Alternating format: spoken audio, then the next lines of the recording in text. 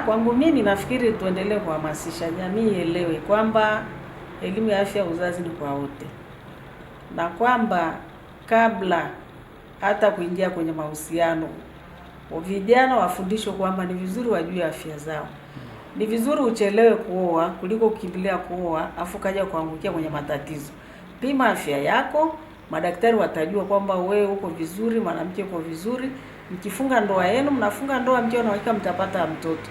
Lakini ya kubahatisha, ndio maana imechukulia sasa hivi wavulana wengi, tuseme vijana wengi, wanawapa kwanza wasichana mimba kama kujaribu. Wewe jaribu kwanza kama anazaa kwanza, afu baadaye nifanye nini? Baadaye ni ufunge ndoa. Lakini tayari umeshaenda, haipendezi tena. Kwa sababu tunataka chereko tupeleke binti ambaye hajai kupata mtoto, hajai kuolewa. Tunatoka nyumbani tunafurahia. Wazazi pia tunasononeka kwa sababu hii ya kuzaa kabla na yenyewe haina nani nzuri sana. Kwa sababu tu watu haelewe cha kufanya. Watu wafanye kupima afya zao ili waweze kujua kama wana uzazi na kama wana afya ya kutosha kuweza kuendelea kubeba swala zima la uzalishaji au wa kuzaa. Yaani madhara ninayoyaona mimi ambayo nimeyaona na naona naishi na watu kama hao. Kwanza kabisa msononoko. Yaani kwamba ni familia ambayo inakuwa wanaishi lakini sio kwamba wana furaha. Kuna umri wakifikia hapa katikati wanaweza kaishi tu sana na nguvu na nini.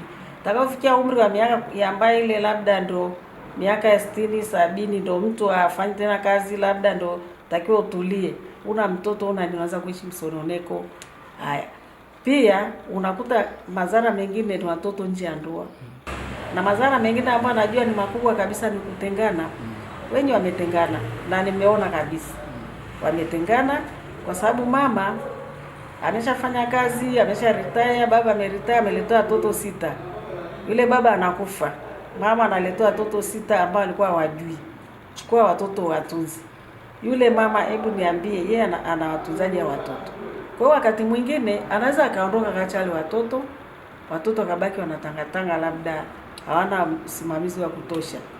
Lakini pia madhara mengine, wengine wanajinyonga.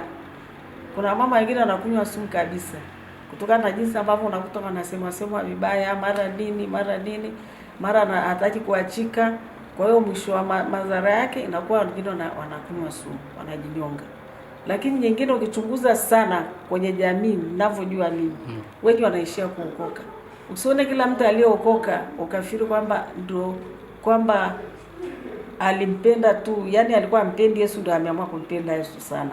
Ni kwamba pale mwishoni anaona sasa sina rafiki mwingine, sina mtu mwingine ambaye anaweza kanisaidia zaidi ya mimi niokoke, niweze kupata watu wa kunipa faraja kwenye uzee wangu, kwa sababu kanisa litaniangalia, sina mtu wa kuniangalia.